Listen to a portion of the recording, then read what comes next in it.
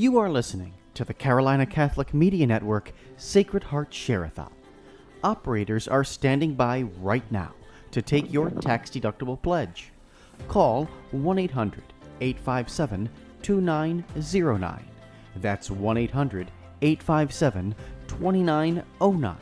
Or donate online at carolinacatholicmedia.org. And welcome back to the Carolina Catholic Media Sacred Heart Share-A-Thon Pledge Drive, coming to you live from the Carolina Catholic Media Network studio here in Charlotte, North Carolina. Pledge Drive has been running from Wednesday until today at 6 p.m.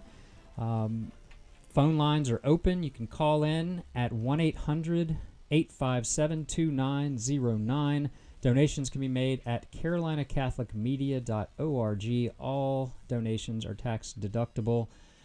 We appreciate you guys listening in and supporting Catholic radio here in the Charlotte and surrounding areas. It's so important and vital to keep the Catholic message and Catholic content alive and well. It's time for us to Catholicize, media and use the media for our advantage and to spread and enhance the faith. Joining us up next, we've had a great morning. We had Father Colin Blatchford earlier and Sergio Miranda from the Knights of Columbus. We now have a wonderful speaker who I'm so excited to have back. He's been at the Catholic Men's Conference of the Carolinas starting back in 2013. He joined us for the first time, and he was there last year, 2022 Catholic Men's Conference. He joined us with Tim Staples, Keith Nestor, and our own Dr. John Aquaviva from Faith and Sport here on the Carolina Catholic Media Network. He is a regular with his show on EWTN, Living Right with Dr. Ray. He is the host of a nationally syndicated radio show, The Doctor Is In, a clinical psychologist and author. And most importantly, I saved this till the end. I looked at his bio on his site, and I think this is one of the first things, but I put it as the last thing because I think, above and beyond everything else he is a father of 10 children. Dr. Ray Guarendi, thank you so much for joining us. How are you doing today? Jason, I got to tell you that Charlotte is well stamped in my memory with my kids because for years and years we drove from Ohio down to Myrtle Beach. And when we drove down 77 just past Charlotte and we saw the stadium and all of that, we knew we were within several hours of Myrtle Beach, and that's when the kids were all getting excited. So Charlotte was really our emotionally exciting point. Nice. On the way down to Myrtle Beach. Yeah, that's great. Yeah, I know how it is when you're heading down out of town, especially down to the beach. Everybody, the car's packed and everybody's bouncing off the walls ready and get those milestones that you can kind of see and know that you're getting close. So that's wonderful. Yeah, we see a lot of Ohio folks. That's, I guess, the North Carolina, South Carolina beach. That's where the Buckeyes head for a little R&R. We see quite a bit. Let me ask you this. I don't know if are you familiar with south of the border? Did you ever take the kids to south of the border on the way in? I didn't. Oh, okay, all right. We'll have to catch that up later. It's a big glorified truck stop out in the middle of nowhere, right on the border, I guess called south of the border. It's kind of a Mexican-themed truck stop, but it has rides and alligator farms and all sorts of wild events and things going on there, putt-putt golf and all that. But anyway, my wife won't go. She's, if we ever go, she won't even get out of the car. It's pretty Twilight Zone-ish, so it's kind of creepy. Looks like it was trapped in the 1970s. So you can look that up, south of the border. I'll give him a little plug there. But anyway, Pedro from south of the border, he stands there. It's a big image of a Hispanic man. He's got a big sombrero, and you can actually go up in the sombrero, and it's probably about 300 or 400 feet up in the air and get a wonderful view of Nowhere Land, South Carolina. So anyway, but no, we appreciate you coming on, especially during our pledge drive, especially, the Sacred Heart Pledge Drive. We're wrapping up today on the Feast of the Sacred Heart. And of course, Doc, the big news, right? You've heard the big news coming down the newswire today. I just got a text from my sister and my brother and my wife about this. I don't know any of the details, Jason. What did they say officially? So they have overturned Roe versus Wade, and they're returning it back to the states. So This is incredible. This is what the pro-life movement, this is what Catholics have been, and Christians and right-thinking human beings have been waiting for so long. And now it's going to return to the states. And I just saw something on a newswire that over 24 states have been waiting for this, and they are going to outlaw it in their states. This is amazing. I mean, what leaps? Was it 5-4 or 6-3? 6-3. 6-3 ruling is what I saw. Oh, wonderful. Yep. Oh, that's tremendous. Yes. I was thinking, okay, they're going to just complain about the conservative justices, but 6-3 is kind of an overwhelming decision. Yes, yeah, it's amazing. I know there's going to be a lot of celebration, and there's going to be just prayers, being lifted on high, especially the Feast of Sacred Heart. I mean, come on, our Lord, he doesn't just deliver, he hand delivers, so a beautiful day for us, especially in the midst, wrapping up on the Share-A-Thon here. And that's why, I mentioned, you're, being the father of 10, I mean, such a testimony to life, and not just 10 adopted children, right, Doc? And 3 of them were at very high risk for abortion. Wow. And their birth mothers decided not to abort. Wow. One of them, birth mother, was 13. Amazing. And she was in her 7th month when she went to proceed.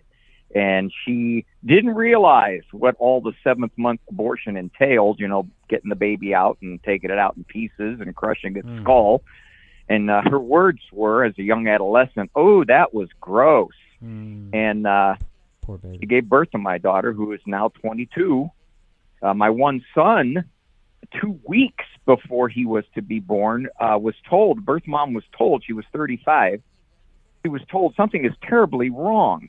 We suspect there's a serious neurological malfunction that could have led to an institution for life. Now, I got to believe, Jason, everybody in that birth mom's whole world was against her giving birth to this little boy, but she gave birth to him, and he is now Sergeant G at Fort Hood. He's 29 years old. It was a shadow on the ultrasound. Wow. My other son, a birth mom was told, well, you are pregnant, but there's a blood clot growing next to the baby. As the baby grows, the blood clot will grow, and the blood clot will win, so you won't have to do anything. The problem will be solved. Well, the problem made it. He was born 2 months premature, 1 month intensive care, but he made it.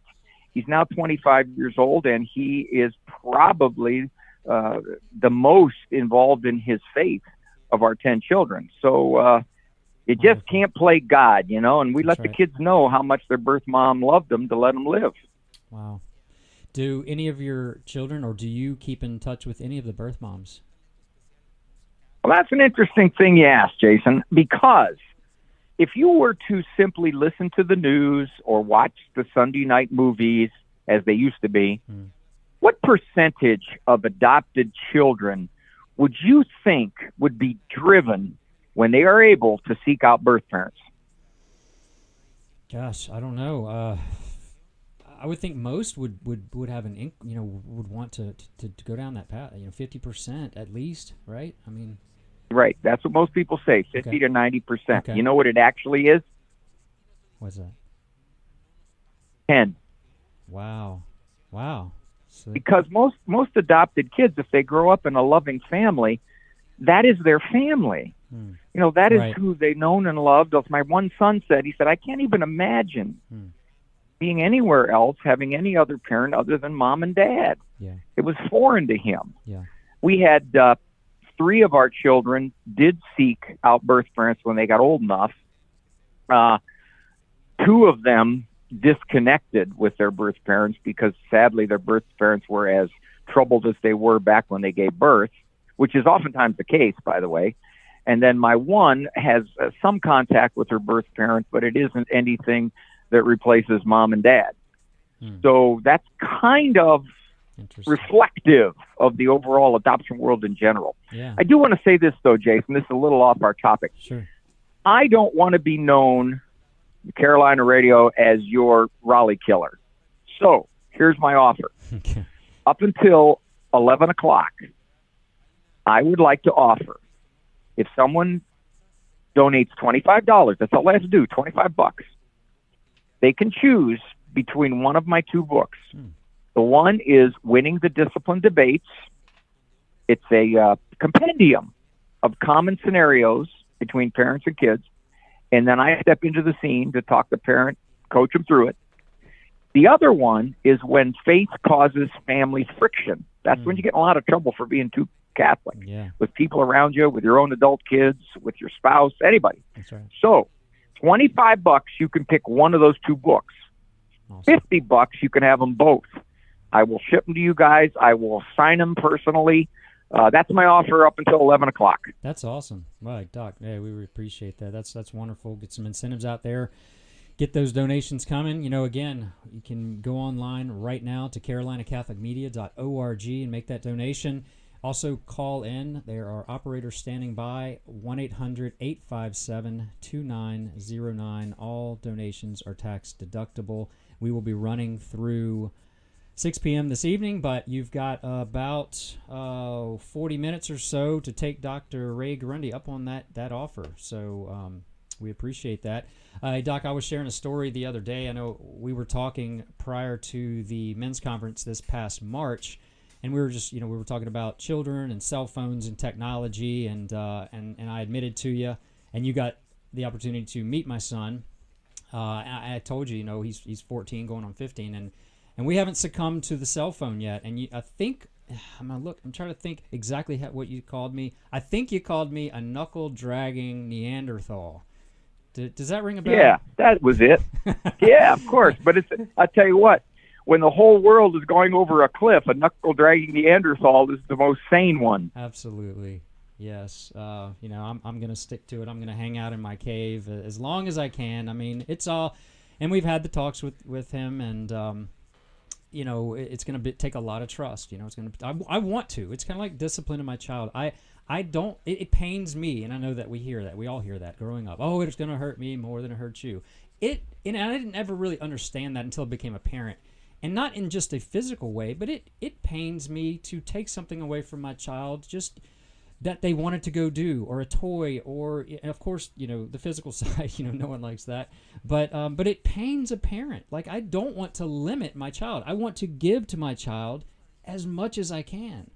And I know, my wife, especially, and women, that's especially women, they don't want to see their children in pain or in loss or feel neglected or think they're missing out on something. And so I've tried to explain, I want to be able to do that. I want to be able to trust, but it's going to take trust, and I'm going to have to be able to know that, that this is going to be a good decision. So, to the other knuckle-dragging Neanderthals out there that are kind of sticking to it, because that, 14 going on 15, I'm really on the extreme because I'm seeing 10-year-olds. Oh, you're 1%, Jason. You're 1%.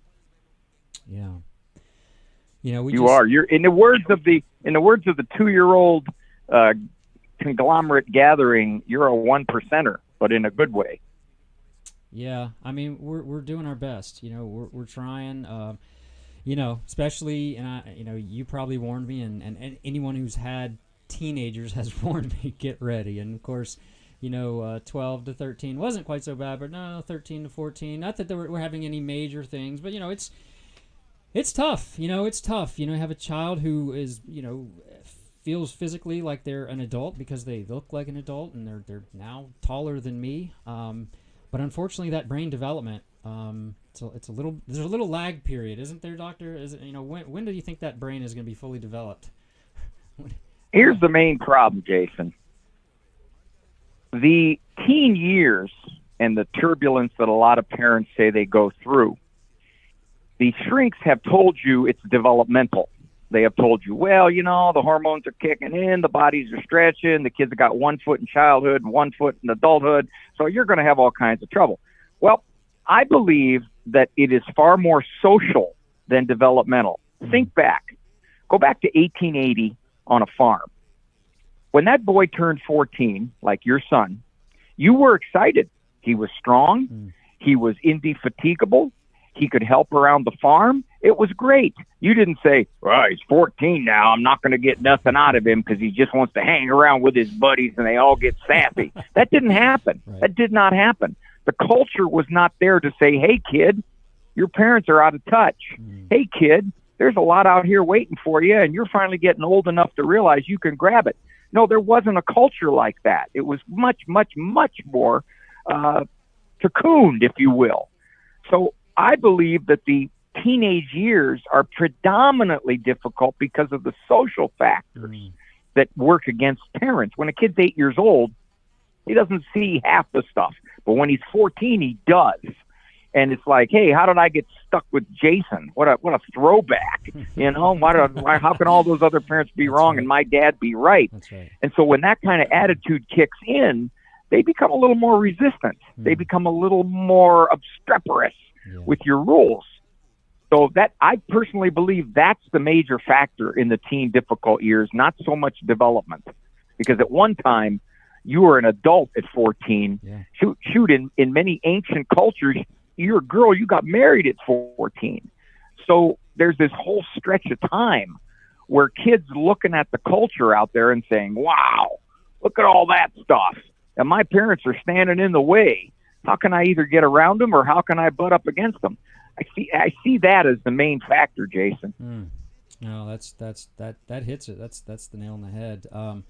You know, the world, you know, certainly wants to grab them, and I've said, and I'm sure you've said, and so many people, you know, would believe that if you don't raise your kids, you know, there are many factors and many others out there who will. The world will raise your kids if you don't, and we know we don't want that, and that just resounds with me. I remember years ago looking at a vocation, and singing Compline night prayer, you know, in an order with a group of men, and one of my favorite parts was at the very beginning of the Compline. It was fratres sobre estote et vigilate, and that comes from 1 Peter 5:8, and that is be sober, be vigilant, because your adversary the devil, as a roaring lion, walketh about seeking whom he may devour. And you know, that's not just us, that's our kids.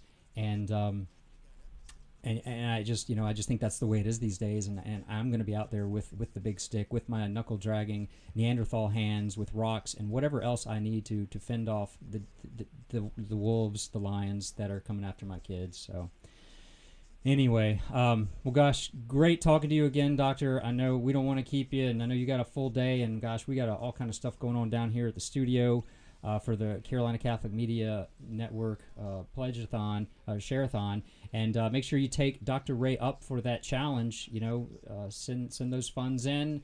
$25 will get you one of the books, and $50 will get you both, and he will sign them and send them directly to you. Dr. Ray, if folks wanted to, you know, find out more about your shows, your books, what would be the best place they could find you? They go to drray.com, drray.com. All the info is there. All 16 books are there. But as I said, Jason, up until 11 o'clock, Winning the Discipline Debates, or When Faith Causes Family Friction, 1 for $25 donation, 2 for $50 donation, all the way to 11. You just let me know who ordered them, and I'll get them off to you. We got it. And we really appreciate your time. It's great talking to you, and I hope to catch up with you soon. Have a great weekend, Jason, Doctor. thank you so much. God bless Carolina Catholic Media. God bless you, Doctor. You are listening to the Carolina Catholic Media Network Sacred Heart Share-A-Thon. Operators are standing by right now to take your tax-deductible pledge. Call 1-800-857-2909. That's 1-800-857-2909. Or donate online at carolinacatholicmedia.org. We now rejoin network programming already in progress.